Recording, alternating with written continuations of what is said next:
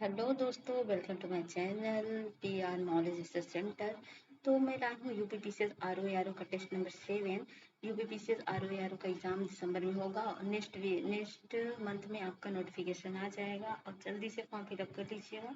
Post बहुत कम है, competition बहुत हाई है, बहुत लोग अप्लाई करने वाले हैं। इसमें लगभग 5-6 लाख लोग अप्लाई करेंगे। पोस्ट बहुत कम है और बहुत अच्छा चांसेस है आपके पास। अगर आप इसमें से थोड़ा सा पढ़ लोगे ना अच्छे से तो आपका सिलेक्शन डन है। लेकिन पढ़ने के लिए क्या ज़रूरी है? पढ़ने के लिए ज़रूरी ये है कि आप सिलेबस को कंप्लीट करो और प्रीवियस ईयर का क्वेश्चन करो। और दूसरा ये है कि आप टेस्ट दो, कंटिन्यू टेस्ट देते रहिए। टेस्ट बहुत ज़रूरी है आपके लिए, ताकि आप खुद को इवेलुएट कर सको।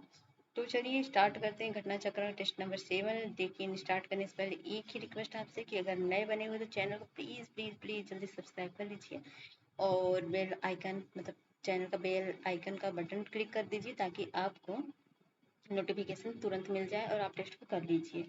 तो टेस्ट लगभग रेगुलर आ रहे हैं, बीपीएससी का, आरओ का, यूपीएससी का। तो प्रीलिम्स का टेस्ट आपको फ्री मिल रहा है, तो इसका लाभ उठाइए और टेस्ट को एंजॉय करिए। चलिए स्टार्ट करते हैं टेस्ट नंबर 7 बिना टाइम वेस्ट किए हुए।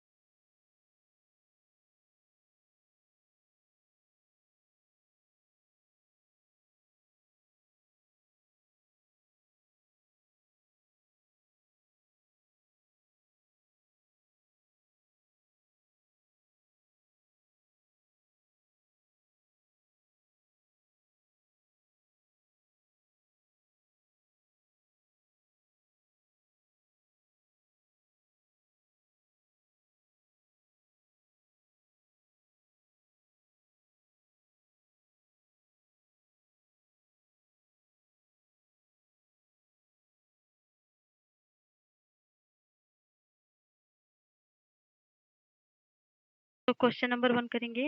निम्नलिखित में से कौन सा तत्व नहीं, 1 मिनट कहाँ, सॉरी, अब टेस्ट नंबर 7 करना है। तो भारत में लघु उद्योग की परिभाषा आधारित है यूनिट द्वारा बिक्री पर, मशीनों और उपकरणों में निवेश पर, बाजार में व्याप्ति पर या निर्यात क्षमता पर। तो हो जाएगा मशीनों और उपकरणों में निवेश पर लघु उद्योग की परिभाषा आधारित है। तो लघु उद्योग एक औद्योगिक उपक्रम है जिसमें निवेश संयंत्र एक मशीनरी में नियत परिसंपत्ति होती है, चाहे उसकी धारित स्वामित्व के निबंधन पर हो या पट्टे या किराया खरीद पर हो। 1 करोड़ रुपए से अधिक नहीं होता है। तथापि यह निवेश सीमा सरकार द्वारा समय समय पर बदलती रहती है। दूसरा है एक बंद अर्थव्यवस्था। वह अर्थव्यवस्था होती है जिसमें क्या होता है, ऑप्शन ए है मुद्रा की आपूर्ति पूरी तरह से नियंत्रित की जाती है, ऑप्शन बी है घाटे का वित्त पोषण किया जाता है, ऑप्शन सी है केवल निर्यात होता है, ऑप्शन डी है ना तो आयात होता है ना तो निर्यात। तो ऑप्शन डी होगा ना तो आयात ना तो निर्यात होगा। तीसरा है भारतीय जनजातीय सहकारी विपणन विकास परिसंघ ट्राइफेड की स्थापना कब की गई थी? 1987, 1985, 1984, 1991 में। तो वो हुई थी 1987 में। तो ट्राइफेड जो है जनजातीय लोगों का शोषण करने वाले निजी व्यापारियों से छुटकारा दिलाने और उनके द्वारा तैयार की गई वस्तुओं का अच्छा मूल्य दिलाने के लिए सरकार ने 1987 को ट्राइफेड की स्थापना की थी। चौथा, निम्नलिखित में से कौन सा समष्टि अर्थशास्त्र मतलब माइक्रो इकोनॉमी में शामिल नहीं है? राष्ट्र तो ऑप्शन ए है राष्ट्रीय आय, ऑप्शन बी है बेरोजगारी, ऑप्शन सी है किसी फर्म का उत्पादन या ऑप्शन डी है मूल्य स्तर। तो पहले आप एक काम करिए, 1 से लेकर 140 तक आप एक 4 साइज में लिख लीजिए। उसके बाद मेरे आंसर बताने से पहले आप खुद आंसर दीजिए और देखिए आपका कितना स्कोर आ रहा है, और जितना भी स्कोर आए उसको आप कमेंट बॉक्स में लिखिए। ओके, तो चलिए। तो माइक्रो इकोनॉमी कौन सा नहीं है इसमें से? राष्ट्रीय आय, बेरोजगारी, किसी फर्म का उत्पादन या मूल्य स्तर। तो ये हुआ किसी फर्म का उत्पादन। जैसे किसी के फर्म का उत्पादन, श्रम, ये सब छोटी छोटी चीजें जो है माइक्रो में काउंट होती है, ना कि माइक्रो में। ओके। और माइक्रो में बड़ी बड़ी चीजें जैसे राष्ट्रीय आय, बेरोजगारी, मूल्य स्तर, मतलब सबका कम्बिनेशन जो होता है, सबका इकट्ठा स्टडी किया जाता है। अगला है थोक मूल्य सूचकांक। थोक मूल्य सूचकांक WPI जिसे बोलते हैं, में सर्वाधिक भारांश, सबका भारांश किसका होता है? प्राथमिक का, ईंधन ऊर्जा का, विनिर्मित वस्तुओं का या अन्य का। तो इसमें जो होता है वो होता है आपके विनिर्मित वस्तुओं का। इसका जो होता है लगभग 64.23 होता है। और इसमें जो प्राथमिक उत्पाद होता है और ईंधन का भारांश होता है, प्राथमिक उत्पाद का कितना होता है? प्राथमिक उत्पाद का 22.62 होता है। और ईंधन का जो हो जाएगा वो 13.15% हो जाएगा। तो अगला है निम्नलिखित में से कौन सुमेलित नहीं है? तो समन्वित ग्रामीण विकास कार्यक्रम IRDP 1980, हरित क्रांति 1966-67, राष्ट्रीय सामाजिक सहायता कार्यक्रम 1995, राष्ट्रीय ग्रामीण आजीविका मिशन 2010। तो ये हो जाएगा डी, राष्ट्रीय ग्रामीण आजीविका मिशन 2010। विकल्प डी गलत है क्योंकि राष्ट्रीय ग्रामीण आजीविका मिशन NRLM का शुभारंभ कब हुआ था? 2011 में, ना कि 2010 में हो जाएगा। निम्नलिखित में से कौन सा हरित क्रांति का दुष्प्रभाव नहीं है? मृदा का अनुचायु होना, पर्यावरण हानि, भौम जल स्तर निम्नीकरण, छोटे और बड़े कृषकों के मध्य आय असमानता में कमी। तो ये हो जाएगा या डी हो जाएगा, छोटे और बड़े कृषकों के मध्य आय असमानता में कमी। तो ये हरित क्रांति के दुष्प्रभाव नहीं थे, इसमें कमी नहीं बल्कि बढ़ोतरी हुई थी, क्योंकि मशीनरी का सबसे ज्यादा लाभ जो उच्च वर्ग के किसानों ने उठाया था, गरीब और गरीब होते चले गए थे। 8वां है भारत सरकार द्वारा निर्धारित कौन सी अर्हता किसी कंपनी को स्टार्टअप कंपनी के रूप में वर्गीकृत किए जाने हेतु सही नहीं है? तो निगम पंजीकरण की तिथि में 12 वर्ष की अवधि तक किसी कंपनी को स्टार्टअप माना जाएगा, या पिछले वित्तीय वर्ष में कंपनी का वार्षिक टर्नओवर 100 करोड़ से रुपए से अधिक नहीं होना चाहिए। कौन सा कोड सही? एक, या बी है दो, या सी है एक दो, या डी है ऊपर में से कोई नहीं। तो उसका आंसर जो हो जाएगा वो हो जाएगा ए, केवल एक सही है। तो ये जो है उद्योग संवर्धन आंतरिक विभाग के अनुसार निम्नलिखित परिस्थितियों में किसी संस्था कंपनी को स्टार्टअप माना जाएगा। ये कितना होगा? 10 वर्ष होगा, ना कि 12 वर्ष होगा। ठीक है, और बाकी दूसरा सही है। ठीक है, क्या पूछा है इसमें? एक मिनट, गलत पूछा है ना? ये तो कौन सा? हाँ गलत ये है, बाकी दूसरा सही है। 9वां, भारतीय आर्थिक नियोजन में कौन सा पंचवर्षीय योजना अपनी निर्धारित समयावधि पूर्ण नहीं कर सकी? तो कौन सी पंचवर्षीय थी योजना थी जो फेल रह गई, मतलब अपनी पूरा कार्यकाल नहीं पूरा की? तो वो थी 5वीं पंचवर्षीय योजना। तो भारतीय आर्थिक नियोजन में 5वीं पंचवर्षीय योजना अपनी निर्धारित समयावधि पूर्ण नहीं कर सकी, तथा अपने निर्धारित समयावधि 1 अप्रैल 1974 से 31 मार्च 1979 से 1 वर्ष पूर्व मतलब 31 मार्च 1978 को समाप्त कर दी गई। यह पंचवर्षीय योजना डीपी धर मॉडल पर आधारित थी। 10वां, निम्नलिखित में से कौन सुमेलित नहीं है? तो मनरेगा 2006, भारत निर्माण योजना 2005, स्वावलंबन योजना 2010, स्मार्ट सिटी मिशन 2014। तो इसमें जो सही नहीं है वो आपका उत्तर हो जाएगा डी, स्मार्ट सिटी मिशन ये जो वो कब स्टार्ट हुआ था? तो स्मार्ट सिटी 2014 में नहीं 2015 में हुआ था। बाकी सब सही है। भारत निर्माण योजना 2005 सब याद कर लीजिए। और ये रहा है भारत में नियोजन के दौरान रोलिंग प्लान अनवरत योजना को किसने लागू किया था? डीपी धर ने, डी आर गॉडगिल ने, डी टी लकड़वाला ने या के सी चक्रवर्ती ने। तो ये जो रोलिंग प्लान था कब से कब था और किसने स्टार्ट किया था ये बता दूं आपको। तो रोलिंग प्लान जो है का प्रतिपादन गुरनार मिर्डल ने अपनी पुस्तक एशियन ड्रामा में किया था। ठीक है।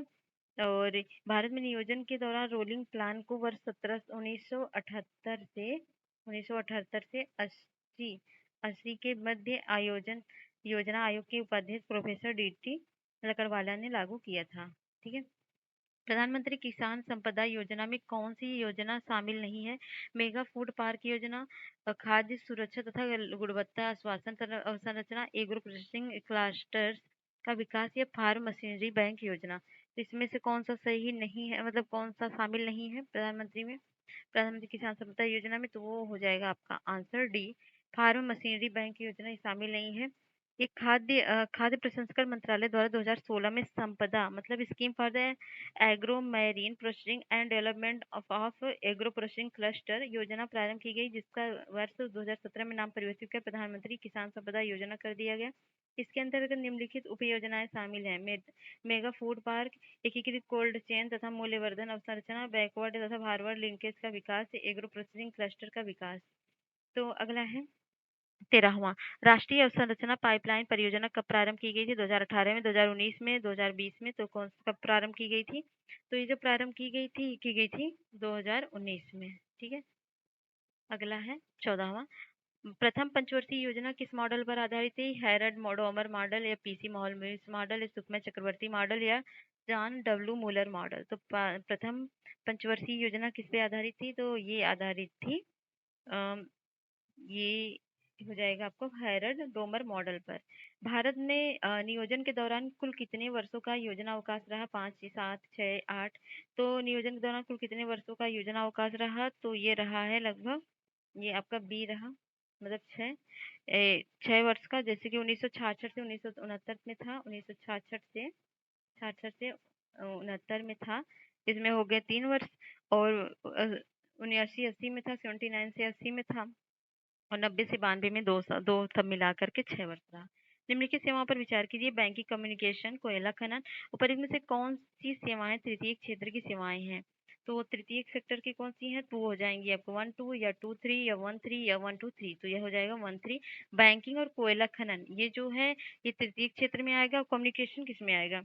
तो कम्युनिकेशन, बैंकिंग, इंजीनियरिंग, उपभोक्ता सेवाएं इत्यादि प्रमुख तृतीय क्षेत्र सेवाएं हैं। कोयला खनन तो तृतीय सेवा नहीं है, कोयला खनन नहीं है, और बैंकिंग नहीं है। ठीक है। ठीक है, बैंकिंग बैंकिंग भी तीसरे में नहीं, बैंकिंग जो होगा बैंकिंग, कम्युनिकेशन ये सब प्रमुख तृतीय क्षेत्र सेवाएं, कोयला खनन तृतीय सेवक नहीं है। तो तीसरा वाला तो है, तीसरा वाला ऑप्शन गलत होगा। तो ये ऑप्शन आपका हो जाएगा, एक मिनट,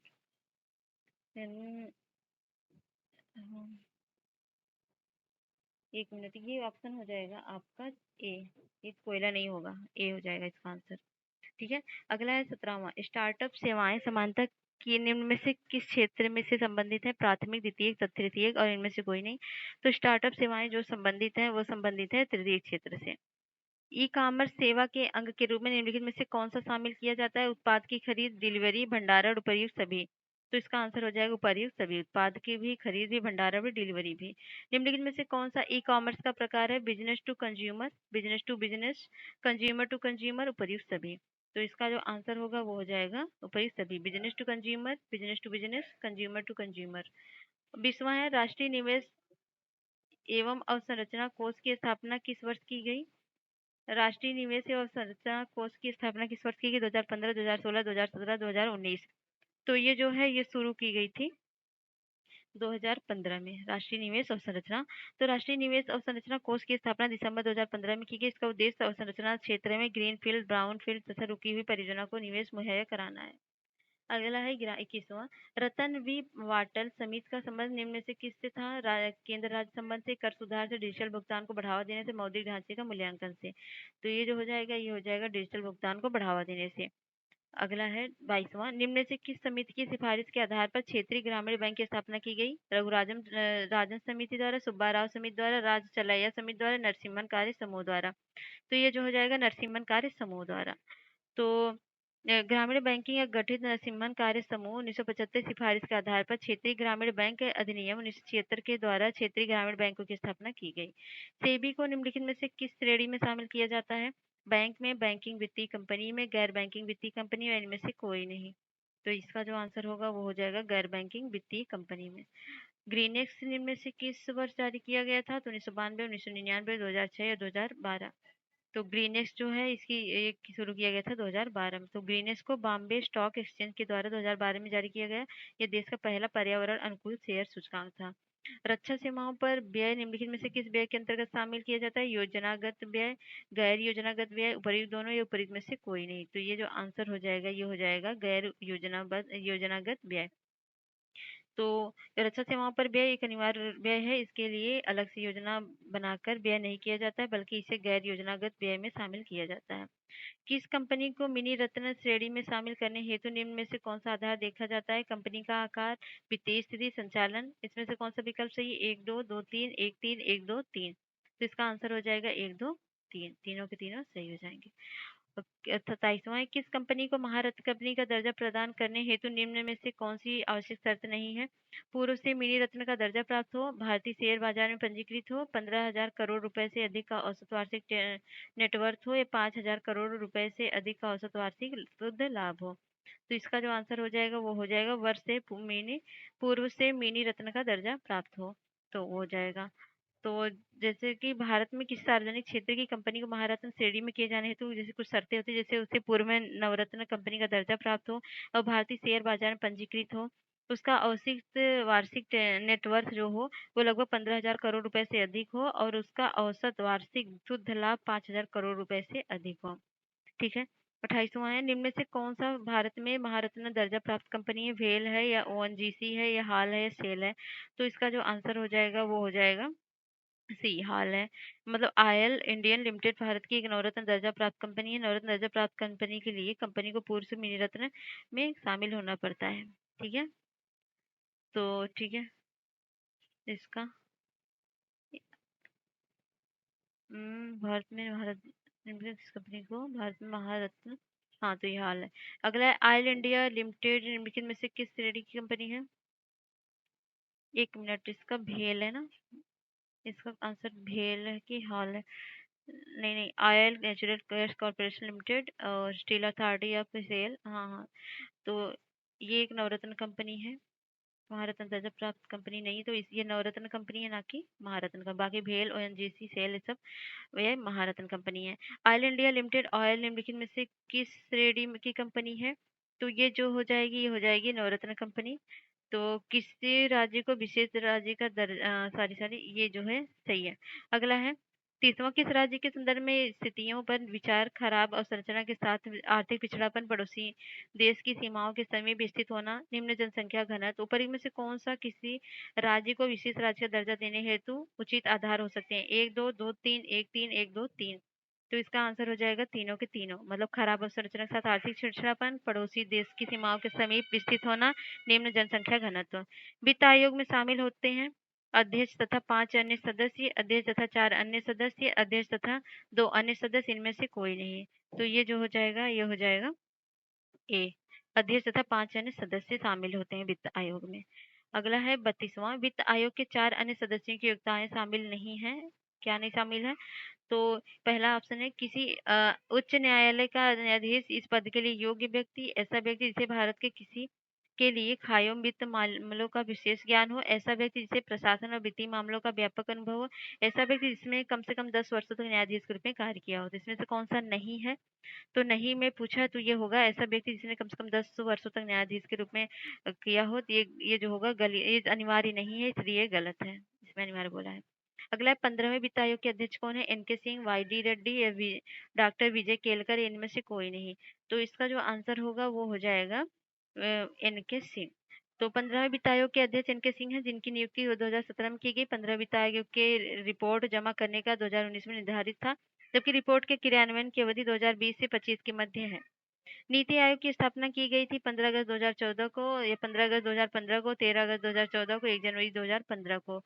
तो ये जो हो जाएगा 1 जनवरी 2015 को। ठीक है। नीति आयोग के पदेन सदस्यों में शामिल हैं प्रधानमंत्री द्वारा नामित केंद्रीय मंत्रिमंडल के अधिकतम 5 सदस्य, प्रधानमंत्री द्वारा नामित केंद्रीय मंत्री परिषद के अधिकतम 4 सदस्य, केंद्रीय रक्षा मंत्री, केंद्रीय गृह मंत्री। तो इसमें जो शामिल हो जाएंगे वो हो जाएंगे प्रधानमंत्री द्वारा नामित केंद्रीय मंत्रिपरिषद के अधिकतम 4 सदस्य। ठीक है। अगला है 36वां।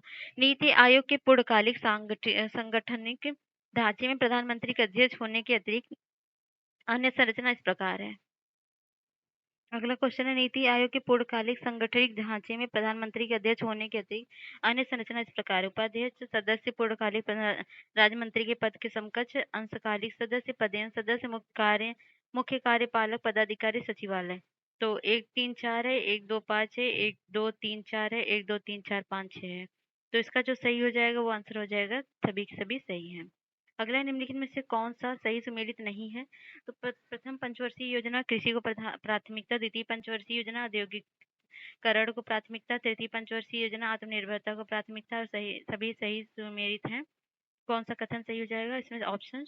तो वो सही हो जाएंगे डी, सभी के सभी सुमेलित हैं। प्रथम पंचवर्षीय कृषि को प्राथमिकता थी, द्वितीय में औद्योगिकरण को प्राथमिकता थी, तृतीय में आत्मनिर्भरता को प्राथमिकता थी। किस पंचवर्षीय योजना के तहत 14 बैंकों का राष्ट्रीयकरण किया गया तथा बफर स्टॉक की धारणा लागू हुई? तो प्रथम पंचवर्षीय योजना में, द्वितीय पंचवर्षीय योजना में, तृतीय पंचवर्षीय योजना में, चतुर्थ पंचवर्षीय योजना में। तो ये जो हो जाएगा ये सही हो जाएगा डी, प्रथम चतुर्थ पंचवर्षीय योजना में। तो चतुर्थ पंचवर्षीय योजना जिसकी कार्य अवधि जो थी 1969 से लेकर 1974 तक थी, तहत वित्तीय और विकास पर बल दिया गया। इसी योजना के अंतर्गत 14 प्रमुख बैंकों का राष्ट्रीयकरण हुआ और 1969 में किया गया तथा बफर स्टॉक की धारणा लागू हुई। 39 है, बजट अनुमान 2023-24 के अनुसार महात्मा गांधी राष्ट्रीय ग्रामीण रोजगार गारंटी कार्यक्रम के लिए परिव्यय का अनुमान है 73,000 करोड़ या 60,000 करोड़ या 70,000 करोड़ या इनमें से कोई नहीं। तो इसका आंसर हो जाएगा 60,000 करोड़। रोलिंग प्लान की अवधारणा कब लागू हुई थी? तो 1978, 1975 में, 1976 में। तो कब हुई थी?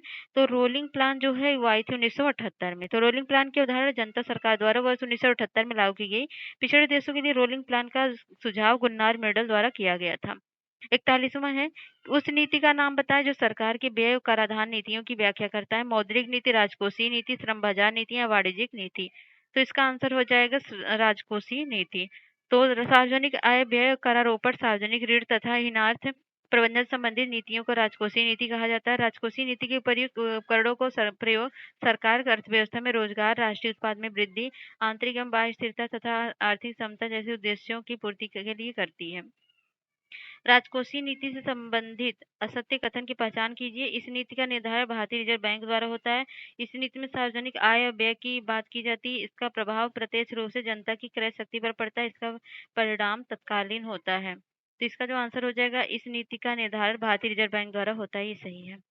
अगला है, निम्नलिखित में से कौन सा एक कर प्रणाली के अंतर्गत शामिल नहीं है? अनुपातिक कर प्रणाली, या बी है प्रगतिशील कर प्रणाली, या प्रत्यक्ष कर प्रणाली है, ऊर्ध्वगामी प्रणाली है। तो इसका जो आंसर हो जाएगा वो होगा ऊर्ध्वगामी प्रणाली। तो ऊर्ध्वगामी कर प्रणाली जैसी कोई प्रणाली नहीं होती है, अपितु प्रतिगामी कर प्रणाली होती है, जिसमें आय के बढ़ने के साथ कर की दर कम होती है जाती है। और इसके अतिरिक्त प्रगतिशील कर प्रणाली में आय की वृद्धि के साथ की दर में वृद्धि होती है। अनुपातिक कर प्रणाली में आधार की मात्रा के बदलने के साथ कर की दर स्थिर रहती है, जबकि चौथी कर प्रणाली प्रत्यक्ष और अप्रत्यक्ष कर प्रणाली रहती है। ठीक है। अगला करेंगे क्वेश्चन 44। निम्नलिखित में से किस राजकोषीय नीति का उपयोग अर्थव्यवस्था को स्थिर करने के लिए उपयोग में लाया जाता है? बेरोजगारी बीमा लाभ के लिए भुगतान करना, सेवानिवृत्ति सैन्य कर्मियों के लिए पेंशन का भुगतान करना, राष्ट्रीय राजमार्गों के निर्माण पर खर्च करने के लिए अधिक पूंजी आवंटित करना, या अर्थव्यवस्था के भीतर धन की आपूर्ति में कमी करना। तो ये जो आंसर हो जाएगा वो हो जाएगा ए, बेरोजगारी बीमा लाभ के लिए भुगतान करना। अगला हो जाएगा 45। कर के साथ कर आधार पर किसी विशेष प्रयोजन के लिए लगाए जाने वाला कर कहलाता है अधिभार, उपकर, मूल्यवर्धन कर या सेवा कर। तो ये आंसर हो जाएगा वो आएगा उपकर।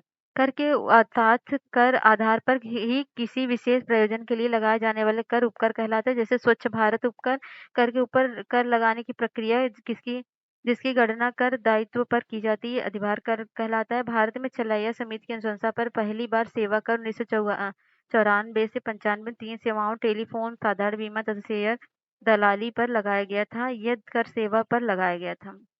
46 है, सरकारी व्यय को नियंत्रित करने का मुख्य प्राधिकारी कौन है? नीति आयोग, भारतीय रिजर्व बैंक, वित्त मंत्रालय, वित्त आयोग। तो ये इसका आंसर हो जाएगा वित्त मंत्रालय। तो सरकारी व्यय को नियंत्रित करने का मुख्य प्राधिकारी वित्त मंत्रालय। वित्त मंत्रालय भारत सरकार का एक महत्वपूर्ण मंत्रालय है। कराधान, वित्तीय कानून, वित्तीय संस्थानों, पूंजी निर्माण बाजार, केंद्र तथा राज्यों के वित्त और केंद्रीय बजट से जुड़े मामले देखता है। 47 है, निम्नलिखित में से कौन सा कर केंद्र सरकार के अंतर्गत नहीं आता है? उपहार, निगम कर, परिवहन कर, सीमा शुल्क। तो ये जो हो जाएगा, ये हो जाएगा परिवहन कर। परिवहन कर एक प्रकार का राज्य सरकार के अप्रत्यक्ष कर का अंतर्गत शामिल एक कर है, जबकि उपहार और निगम कर केंद्र सरकार के अप्रत्यक्ष में, सीमा शुल्क केंद्र सरकार के अप्रत्यक्ष कर में शामिल कर है। निम्नलिखित कथनों पर विचार कीजिए। लाभांश कर, टोल टैक्स और व्यय कर। निम्नलिखित में से प्रत्यक्ष कर की पहचान कीजिए। बताइए प्रत्यक्ष कर कौन से है? तो ये जो तीनों के तीनों है, लाभांश है, टोल टैक्स है, व्यय कर है, ये तीनों की तरह डायरेक्ट टैक्स में आते हैं। निम्नलिखित फसलों में से कौन सा फसल शीत ऋतु की फसल मानी जाती है? जौ, कपास, सोयाबीन, तरबूज। तो इसमें से शीत ऋतु की फसल कौन सी होती है? वो होती है जौ। तो जौ एक शीत ऋतु की फसल है, जबकि सोयाबीन, कपास वर्षा काल की फसलें हैं और तरबूज ग्रीष्म काल की फसल है। शीत ऋतु की अन्य फसलें इस प्रकार जैसे गेहूं, चना, मटर, सरसों, मसूर, आलू, अलसी। वर्षा काल की फसलें चावल, ज्वार, बाजरा, रागी, मक्का, सोयाबीन, मूंगफली, कपास, सन, जूट, उड़द, तंबाकू। ग्रीष्म काल की फसलें तरबूज, खरबूज, ककड़ी, खीरा, करेला, ये सब आती हैं। अगला, निम्नलिखित कथनों में से सत्य कथन की पहचान कीजिए। चाय, रबड़, आलू व्यापारिक फसलें हैं। सुपारी, काजू, चाय एवं रबड़ बागानी फसलें हैं। कुसुम, तंबाकू, गन्ना रोधी फसलें हैं। कौन सा सही है? 1 2 1 3 2 3 1 2 3। तो इसका जो आंसर हो जाएगा, तीनों के तीनों सही है। अगला है, भारत के शीर्ष खाद्यान्न उत्पादन राज्यों में प्रथम स्थान पर कौन सा है? पंजाब, मध्य प्रदेश, राजस्थान या उत्तर प्रदेश। तो इसका आंसर हो जाएगा उत्तर प्रदेश। भारत में शीर्ष खाद्यान्न उत्पादन राज्यों में से प्रथम स्थान पर उत्तर प्रदेश शामिल है, जबकि द्वितीय एवं तृतीय पर मध्य प्रदेश और पंजाब है। निम्नलिखित में से श्री अन्न किस समूह संबंधित कृषि उत्पाद है? तो गेहूं, धान, मक्का, गेहूं, कपास, सोयाबीन, सावा, कोदो, छुटकी, कपास, गन्ना, तंबाकू। तो श्री अन्न योजना के अंतर्गत आते हैं सावा, कोदू और कुटकी। तो इसमें क्या होता है? तो जैसे श्री अन्न में कई प्रकार की फसल होती है, जैसे ज्वार, रागी, बाजरा, कुट्टू, रामदाना, कुंगड़ी, काटुकी, कोदो, चीना और सावा शामिल हैं। भारत को इसकी वैश्विक केंद्र बनाने के लिए भारतीय बाजरा अनुसंधान संस्थान हैदराबाद को इस क्षेत्र में बढ़ाया जाएगा। कृषि वर्धक निधि की स्थापना किस उद्देश्य के लिए किया गया है? किसानों की चुनौतियों के लिए समाधान उपलब्ध कराना, या बी है कृषि संबंधित अनुसंधान केंद्र स्थापित करना, सी है कृषि जोतों में वृद्धि करना, या डी है फसल क्रांति को बढ़ावा देना। तो कौन सा आंसर सही होगा? इसका सही हो जाएगा ए, किसान की चुनौतियों के समाधान उपलब्ध कराना है कृषि वर्धन स्थापना के उद्देश्य में। ठीक है।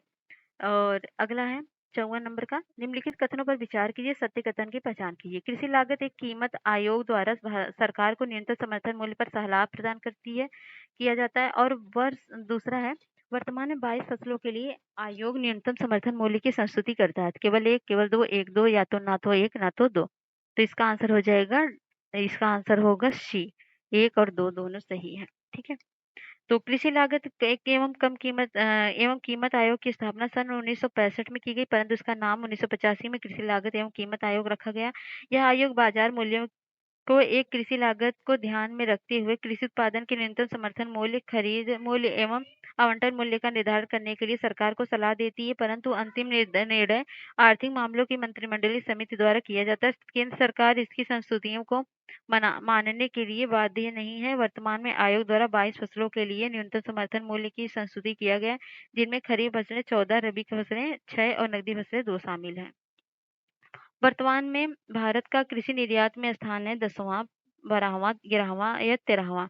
तो इसमें जो स्थान है भारत का वो है 13वां। वर्तमान में भारत का कृषि निर्यात में 13वां स्थान है। तो वर्तमान में विश्व का दूसरा सबसे बड़ा कृषि उत्पादक देश कौन है? भारत वर्तमान में विश्व का सबसे बड़ा कृषि उत्पादक देश है, परंतु कृषि निर्यात में यह पीछे है। भारत का सर्वाधिक कृषि निर्यात चावल, समुद्री उत्पाद, चीनी तथा मसाले का होता है। और 56वां है, निम्नलिखित में से कौन सम्मिलित नहीं है? तो ओलेरीकल्चर सब्जियों की व्यापारिक कृषि, विटीकल्चर व्यापारिक स्तर पर अंगूर उत्पादन, मेरीकल्चर घोड़ों एवं खच्चरों का व्यापारिक स्तर पर पालन, और वोरिकल्चर वृक्षों पर तथा झाड़ियों की कृषि। तो इसका जो आंसर हो जाएगा वो हो जाएगा मेरीकल्चर, घोड़ों तथा खच्चरों का व्यापारिक स्तर पर पालन। ये नहीं होगा, क्या होगा इसमें? तो इसमें जो होगा मेरिकल्चर व्यापारिक उद्देश्य की पूर्ति हेतु समुद्री जीवों के उत्पादन की क्रिया को कहा जाता है, जबकि सवारी एवं यातायात के लिए उन्नत प्रजाति के घोड़े एवं खच्चरों के व्यापारिक स्तर पर पालने संबंधी कृषि का अध्ययन हॉर्टिकल्चर कहलाता है। ओके, अगला है 57, असत्य कथन की पहचान करना। नींबू में लिटिल लीफ रोग तांबा की कमी से होता है, और धान का खैरा रोग जस्ता की कमी से होता है। सी है पौधों में वृद्धि के लिए नाइट्रोजन जिम्मेदार होता है, और डी है क्लोरोफिल में मुख्य तत्व मैग्नीज होता है। तो कौन सा सही है? तो इसका सही हो जाएगा क्लोरोफिल में मुख्य तत्व मैग्नीज नहीं होता है, बल्कि ये मैग्नीशियम होता है। निम्नलिखित में से ऊन उत्पादन के लिए सुप्रसिद्ध बकरी की प्रजाति कौन सी? जमुनापरी, पारी और अंगोरा, या मेरिनो, या एंग्लो न्यूबियन नूबियन। तो ये आंसर आपका हो जाएगा बी, अंगोरा। तो आकार में सबसे बड़ी बकरी दिकाजी नस्ल की जमुनापारी है। एंग्लो नूबियन प्रजाति की बकरी को बकरी की दुनिया में जर्सी कहते हैं। विश्व की दूध की रानी स्विट्जरलैंड में जन्मी सानेन बकरी को कहा जाता है, जबकि मांस के लिए सबसे प्रसिद्ध है बलूची। इसके अतिरिक्त अंगोरा प्रजाति की बकरी, जिसका जन्म स्थान मध्य एशिया, उनके लिए सुप्रसिद्ध मानी जाती है। मेरिनो एक भेड़ की नस्ल है जो स्पेन की मुख्य प्रजाति और इनके लिए सुप्रसिद्ध है। तो 59 है, गैर निष्पादन परिसंपत्तियां एनपीए किसे कहा जाता है? तो 60 दिन या उससे अधिक दिनों में बकाया मूलधन या ब्याज को, 90 दिन या उससे अधिक दिनों में बकाया मूलधन या ब्याज को, 180 दिन या उससे अधिक दिनों में बकाया मूलधन या ब्याज को, डी है 360 दिन या उससे अधिक दिनों में बकाया मूलधन या ब्याज को। ये आंसर हो जाएगा बी, 90 दिन या उससे अधिक दिनों में बकाया मूलधन या ब्याज को। 60 है ईज, सुधार एजेंडा किस वित्तीय संस्था में सुधार हेतु लागू किया गया? तो सार्वजनिक क्षेत्र बैंक के लिए, निजी वाणिज्यिक बैंक के लिए, गैर बैंकिंग वित्तीय कंपनी के लिए, या अर्बन कोऑपरेटिव बैंक के लिए। तो इसका आंसर हो जाएगा ए, सार्वजनिक क्षेत्रीय बैंक के लिए। तो वर्ष 2021 में केंद्रीय वित्त मंत्री ने सार्वजनिक क्षेत्र के बैंकों के वार्षिक प्रदर्शन की समीक्षा को ईज फोर या enhanced access and service excellence for reform agenda माना। प्रधानमंत्री जनधन योजना कब प्रारंभ की गई? 2016 में, 2014 में, 2015 में, 2017 में। तो ये जो आरंभ की गई थी 2015 में आरंभ की गई थी। प्रधानमंत्री सुरक्षा बीमा योजना भारत सरकार द्वारा समर्थित दुर्घटना बीमा योजना। इसका आरंभ भारत के प्रधानमंत्री नरेंद्र मोदी द्वारा ने 9 मई 2015 को कोलकाता में किया था। अगला है, प्रधानमंत्री सुरक्षा बीमा योजना किस आयु वर्ग के व्यक्तियों के लिए लागू की गई? 1840, 1850, 1860 या 1870। तो ये जो है ये डी हो जाएगा 1870 के बीच की। सभी अनुसूचित वाणिज्यिक बैंकों को अपने ऋण कितने प्रतिशत प्राथमिकता प्राप्त क्षेत्रों को प्रदान करना अनिवार्य है? 30%, 40%, 50% या 20%। तो ये हो जाएगा 40%। अगला है 64वां नंबर का क्वेश्चन, विभेदीकरण बैंकिंग प्रणाली मतलब डिफरेंशिएटेड बैंकिंग सिस्टम का विचार किस समिति के द्वारा दिया गया? विमल जलान समिति द्वारा, उर्जित पटेल समिति द्वारा, नचिकेत मौर्य समिति द्वारा, या रतन बी वाटल समिति द्वारा। तो इसका आंसर हो जाएगा नचिकेत मौर्य समिति द्वारा। तो इसका जो तो विभेदित बैंक विशिष्ट बैंकिंग सेवाएं और उत्पाद प्रदान करने के लिए आरबीआई द्वारा लाइसेंस प्राप्त बैंकिंग संस्थान है। एक विभेदित लाइसेंस एक बैंक को केवल चुनिंदा क्षेत्रों में उत्पादों की पेशकश करने की अनुमति देगा। इसकी सिफारिश नचिकेत मौर्य समिति द्वारा की गई थी। और 65 पे निम्नलिखित में से कौन सा कथन सत्य नहीं है? तो नगद आरक्षित अनुपात सीआरआर में कमी मुद्रा आपूर्ति में वृद्धि लाती है। रेपो रेट में वृद्धि मुद्रा आपूर्ति में कमी लाती है। रिवर्स रेपो रेट में वृद्धि मुद्रा आपूर्ति में वृद्धि लाती है। बैंक दर में कमी मुद्रा आपूर्ति में वृद्धि लाती है। तो कौन सा सही हो जाएगा? ये सही हो जाएगा, रिवर्स रेपो रेट में वृद्धि मुद्रा आपूर्ति में वृद्धि लाती है। ठीक है, अगला है, क्षेत्रीय ग्रामीण बैंक में सर्वाधिक हिस्सेदारी किसकी होती है? केंद्र सरकार की, राज्य सरकार की, प्रमोटर क्षेत्र की बैंक की, या निजी बैंक की। तो क्षेत्रीय ग्रामीण बैंक की सर्वाधिक जो हिस्सेदारी होती है वो हो जाती है किसकी? वो होती है केंद्र सरकार की। तो क्षेत्रीय ग्रामीण बैंक आरआरबी की स्थापना जो है ये कब हुई थी? ये 26 सितंबर 1975 में प्रख्यापित अध्यादेश और क्षेत्रीय ग्रामीण बैंक अधिनियम 1976 के प्रावधानों के तहत 1975 में की गई। अधिनियम के अनुसार आरबीआई का स्वामित्व केंद्र सरकार 50%, राज्य सरकार का 15% और प्रायोजिक बैंक का 35% है।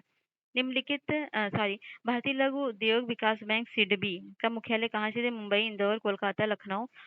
तो लखनऊ में है। मौद्रिक नीति समिति एमपीसी का अध्यक्ष कौन होता है? वित्त मंत्री, प्रधानमंत्री, भारतीय रिजर्व बैंक का गवर्नर, या वित्त सचिव। तो ये जो हो जाता है ये हो जाता है ये भारतीय रिजर्व बैंक का गवर्नर। वित्तीय समावेशन सूचकांक किसके द्वारा जारी किया जाता है? वित्त मंत्रालय द्वारा, राष्ट्रीय सांख्यिकी कार्यालय द्वारा, नीति आयोग द्वारा, भारतीय रिजर्व बैंक द्वारा। तो ये जो हो जाता है भारतीय रिजर्व बैंक द्वारा होता है। अगला 17 निम्नलिखित में से कौन सा फिएट मनी का उदाहरण है? करेंसी नोट, ड्राफ्ट चेक या बिल। तो ये जो हो जाएगा ये हो जाता है करेंसी नोट। तो वित्त की दुनिया में फिएट मनी सरकार द्वारा जारी एक मुद्रा है। इसका अपना कोई मूल्य नहीं है, लेकिन इसका मूल्य सरकारी नियमों में लिया जाता है। इसको सरल भाषा में समझिए, मान लेते हैं कि 500 का नोट है जिसका वास्तविक मूल्य 500 नहीं है, लेकिन भारत सरकार द्वारा धारक को वचन देने का उसका मूल्य 500 हो जाता है, क्योंकि उसका मूल्य सरकारी नियमों से लिया गया है। ऑप्शन टी वन का है, निम्नलिखित में से कौन सी रिपोर्ट विश्व बैंक द्वारा जारी नहीं की जाती? वर्ल्ड इकोनॉमिक आउटलुक, विश्व विकास रिपोर्ट, या ease of doing business report, या अर्धवार्षिक वैश्विक आर्थिक संभावना रिपोर्ट। तो इसका आंसर हो जाएगा वर्ल्ड इकोनॉमिक आउटलुक रिपोर्ट। तो वर्ल्ड इकोनॉमिक आउटलुक रिपोर्ट जो है आईएमएफ द्वारा जारी की जाती है, जबकि विश्व bank report, ease of doing business report, अर्धवार्षिक वैश्विक आर्थिक संभावना रिपोर्ट विश्व बैंक द्वारा जारी की जाती है। भुगतान संतुलन के चालू खाते में निर्यात की कौन सी मदें सम्मिलित की जाती हैं? बीमा के प्रीमियम में भुगतान में, प्रवासियों द्वारा प्रेषित राशि, या व्यापारिक ऋणों का भुगतान, उपयुक्त सभी। तो इसका जो आंसर हो जाएगा वो हो जाएगा सभी के सभी।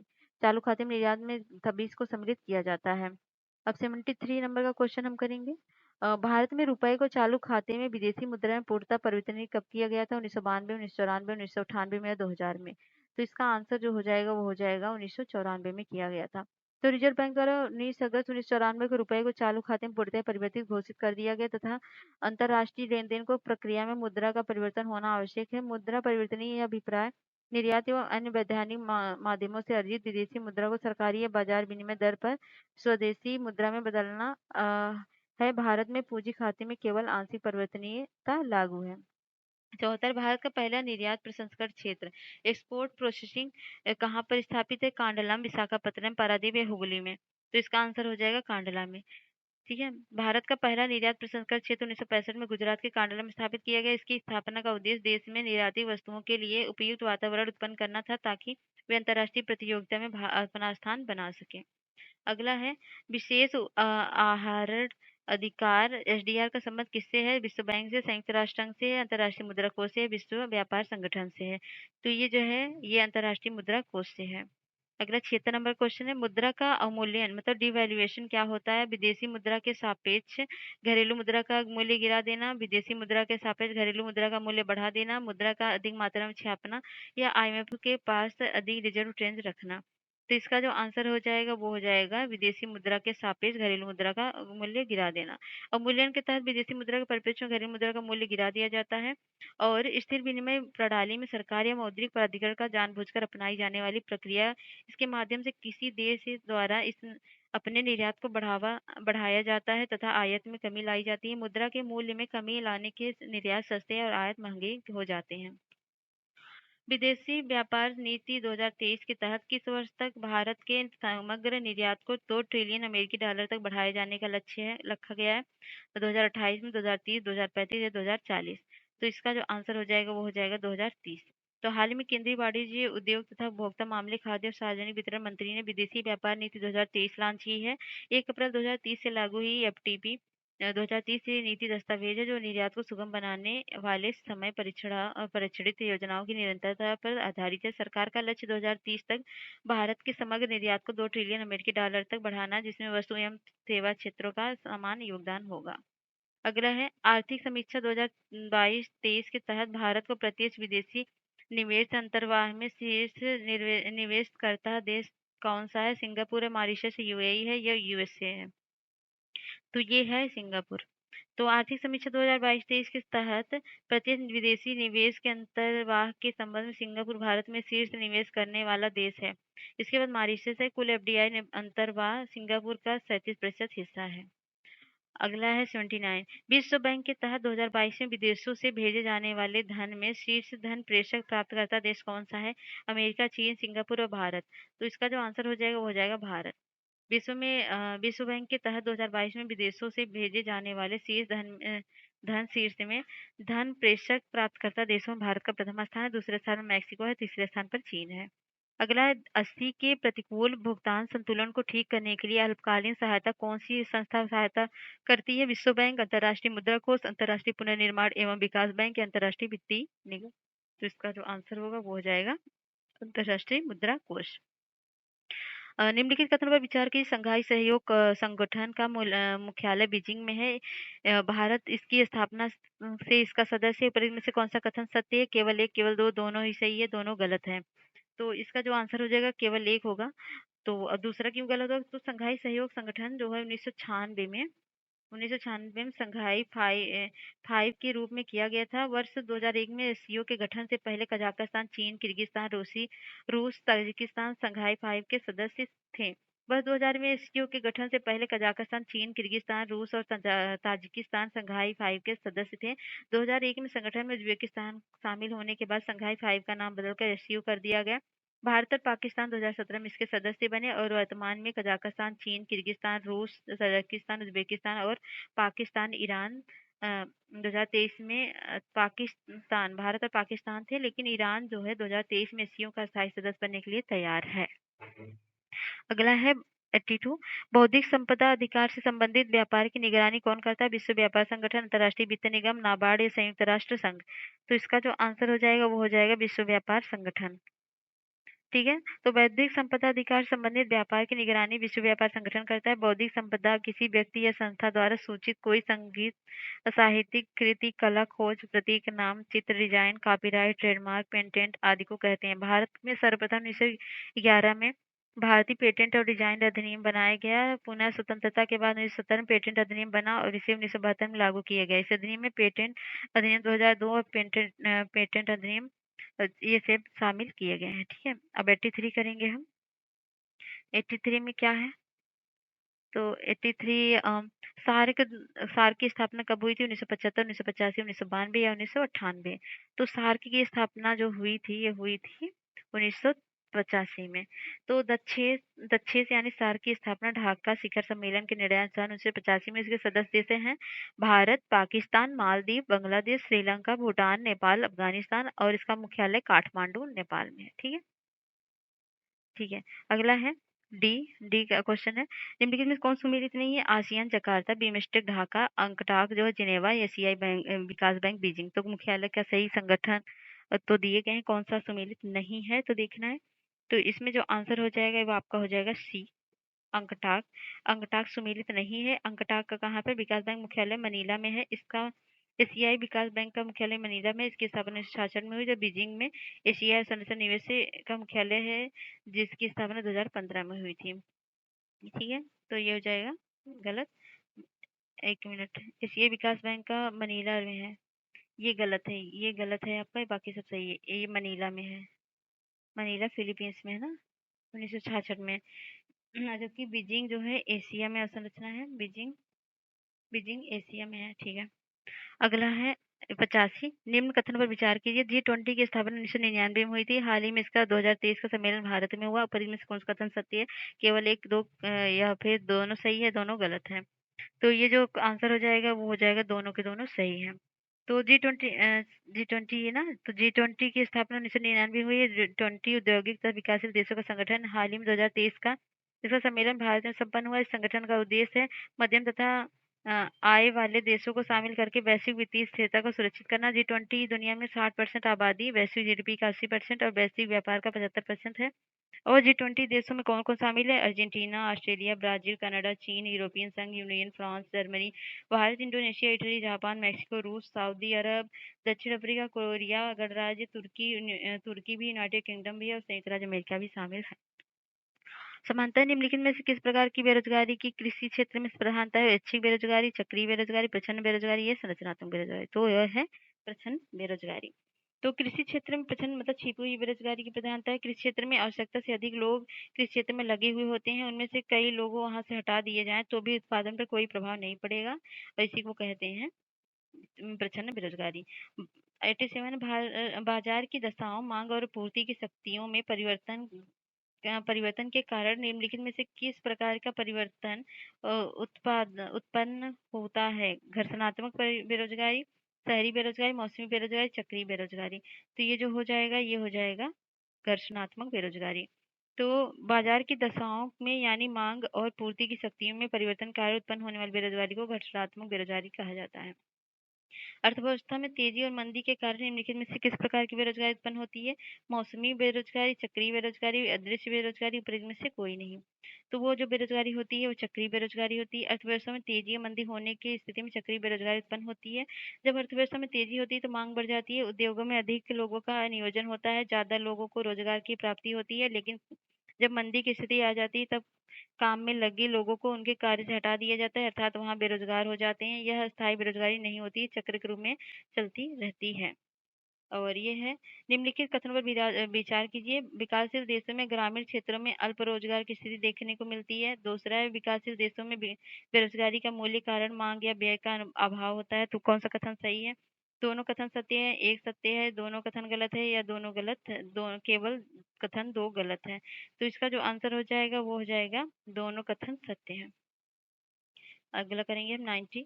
भारत में गरीबी को परिभाषित किया गया है परिवार की आय से, कैलोरी प्राप्ति से, लोगों के जीवन स्तर से, परिवार में सदस्य के आधार पर।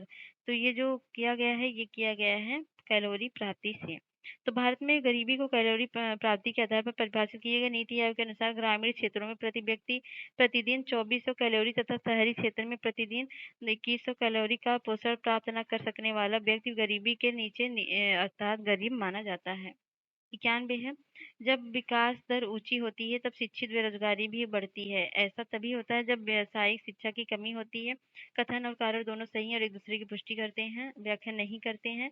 और कथन कारण सत्य है, कारण असत्य है, कथन असत्य है, कारण सत्य है, कथन कारण दोनों सत्य है और एक दूसरे की सही व्याख्या करते हैं। तो कौन सा सही हो जाएगा इसमें से?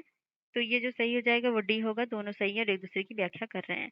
92 है, निम्नलिखित में से किस एक से समावेशित विकास को बढ़ावा की आशा नहीं की जा सकती? ग्रामीण विकास, कृषकों की पर्याप्त साख, या राष्ट्रीय आय की ऊंची दर, या कृषि विकास। तो निम्नलिखित में समावेशी विकास को बढ़ावा में आशा नहीं की जा सकती किसकी? तो हो जाएगा राष्ट्रीय आय की ऊंची दर। तो राष्ट्रीय आय की ऊंची दर समावेशी विकास में सहायता नहीं होती है। समावेशी विकास में आशय होता है कि समाज में सबसे नीचे रहने वाले व्यक्ति को समान अवसर उपलब्ध हो तथा योजनाओं का लाभ निम्न तबके तक प्राप्त हो। 93 है, निम्नलिखित में से कौन सा सूचकांक भारत में गरीबी की तीव्रता माप करने के लिए सर्वाधिक उपयुक्त है? तो कौन सूचकांक? लिंग असमानता सूचकांक, मानव विकास सूचकांक है, मानव गरीबी सूचकांक है, बहुआयामी गरीबी सूचकांक है। तो इसका जो आंसर हो जाएगा वो हो जाएगा बहुआयामी गरीबी सूचकांक। बहुआयामी गरीबी सूचकांक में भारत गरीबी की तीव्रता को माप करता है। एक व्यक्ति बहुआयामी गरीब रूप से गरीब है यदि वह भारित संकेतिक मतलब 10 संकेतों में से एक तिहाई या अधिक अधिक से वंचित है। जो आधे या आधे लोग से भारी संकेतिक से वंचित हैं उन्हें अत्यधिक बहुआयामी गरीबी में रहने का वाला माना जाता है। 94 निम्नलिखित में से किस समिति की सिफारिश पर राष्ट्रीय एक्सचेंज स्टॉक की स्थापना हुई? तो किस समिति की सिफारिश पे हुई थी? वो हुई थी थेरवानी समिति इसकी सिफारिश है, निकोलस समिति या सुब्रमण्यम समिति, तेंदुलकर समिति। तो थी थेरवानी समिति द्वारा। तो फेरवानी 1991 में फेरवानी समिति की सिफारिश पर 1992 राष्ट्रीय स्टॉक एक्सचेंज की स्थापना हुई। यह भारत का तकनीकी रूप से अग्रणी स्टॉक एक्सचेंज है। अब है मुंबई स्टॉक एक्सचेंज में संवेदी शेयर सूचकांक की संख्या कितनी? 25, 30, 50 या 100। तो उसकी जो संख्या है वो है 30। ठीक है, मुंबई स्टॉक एक्सचेंज में जिसे बीएसई सूचकांक भी कहा जाता है उसमें 30 संवेदी सूचकांक शामिल हैं। अगला है 96।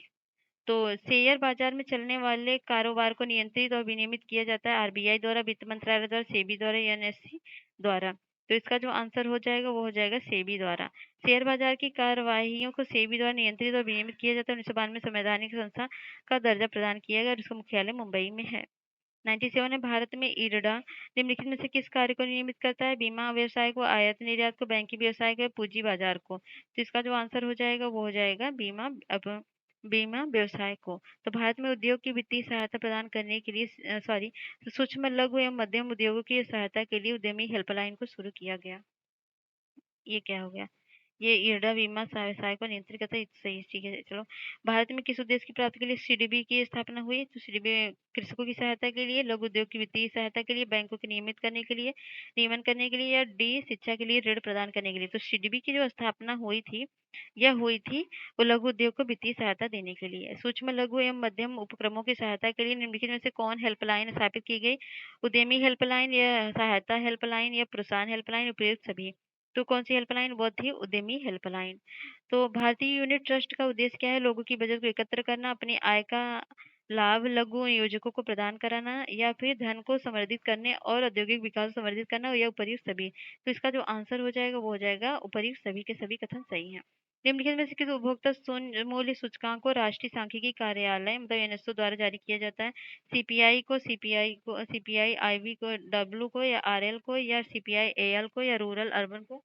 सीपीआई। तो ये कौन सा हो जाएगा?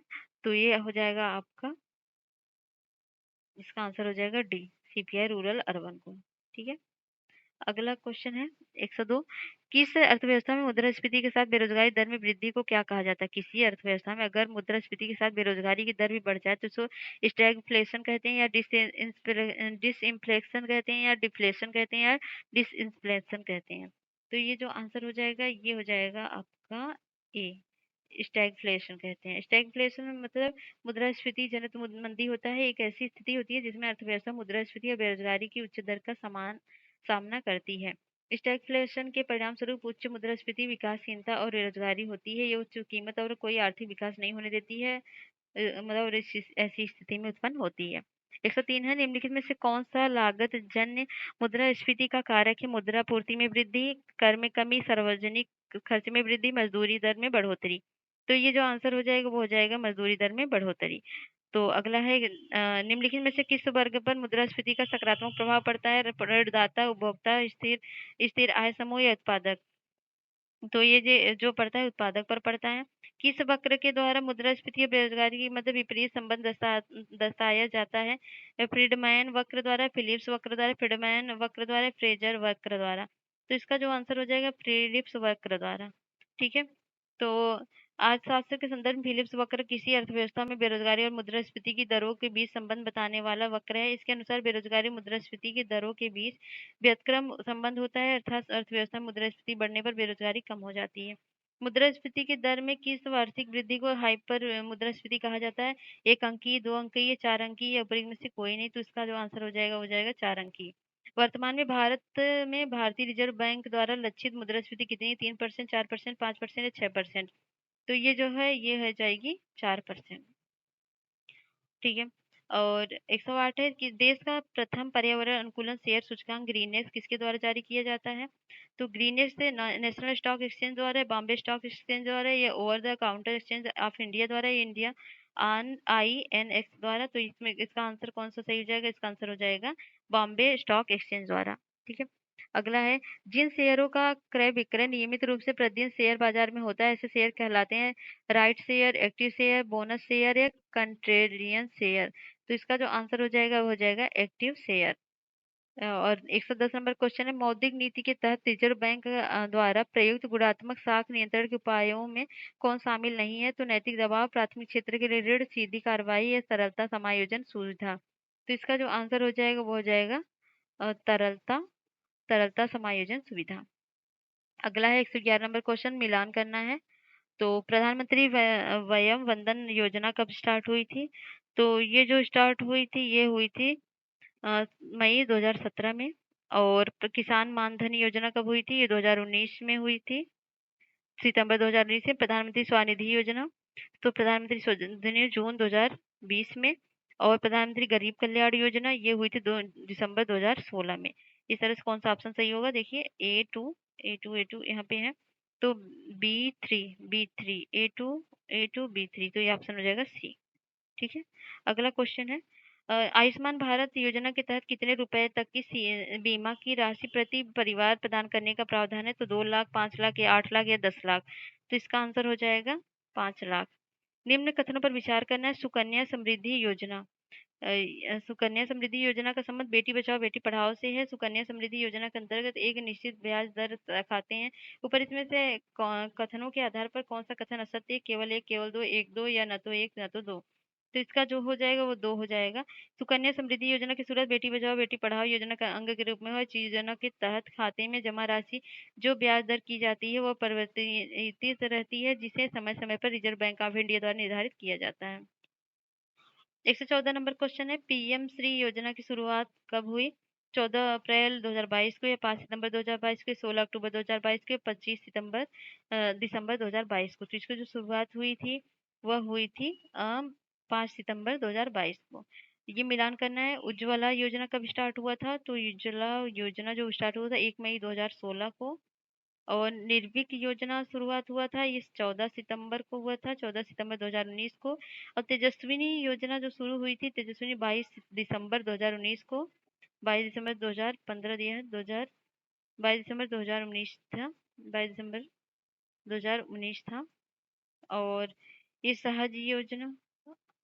अ, सहज योजना कब स्टार्ट हुआ था?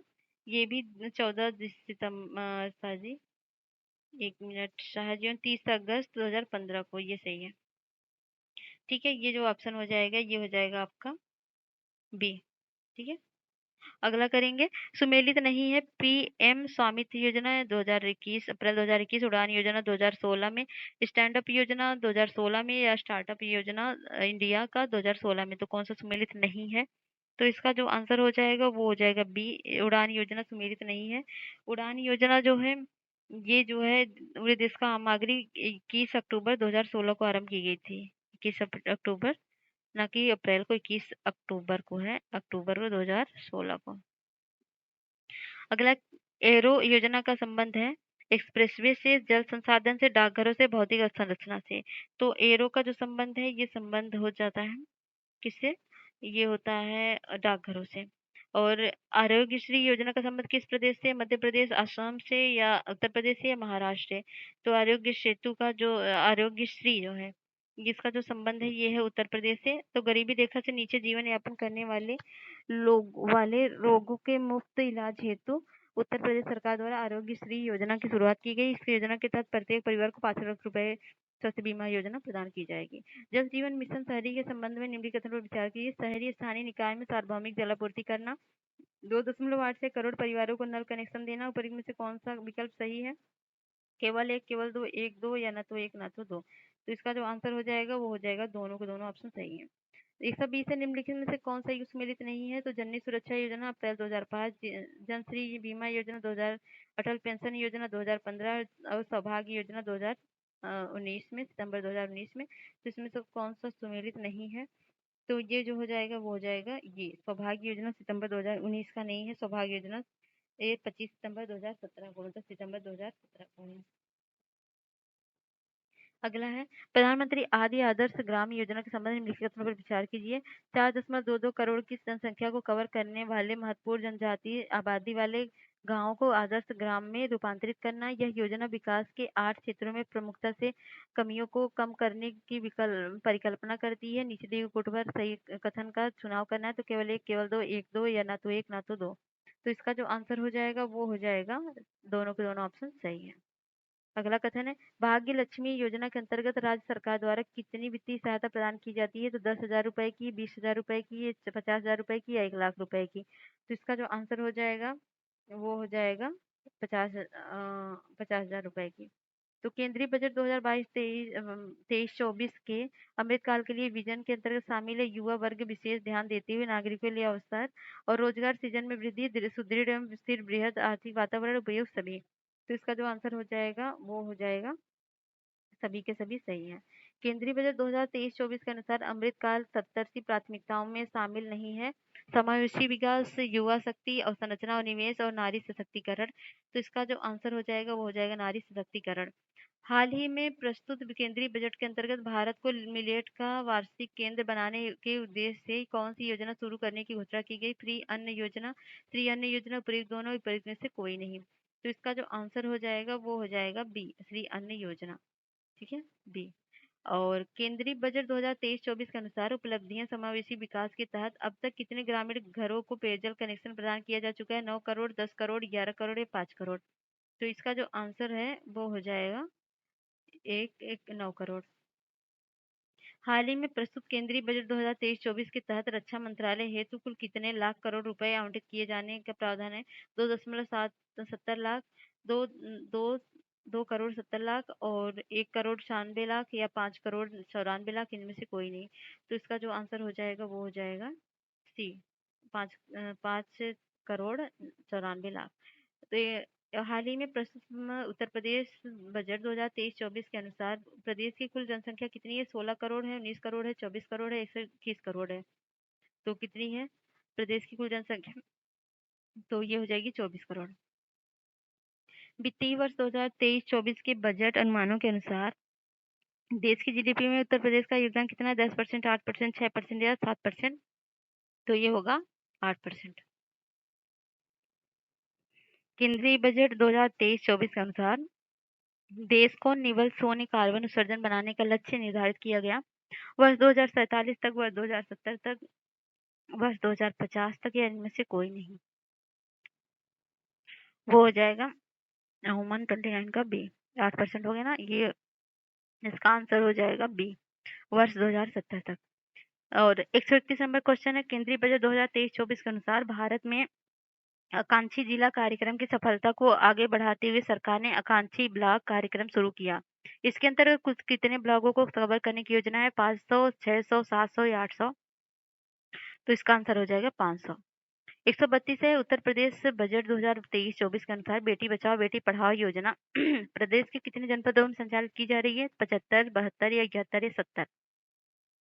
तो ये संचालित की जा रही है, ये की जा रही है 71 जिलों में। ठीक है।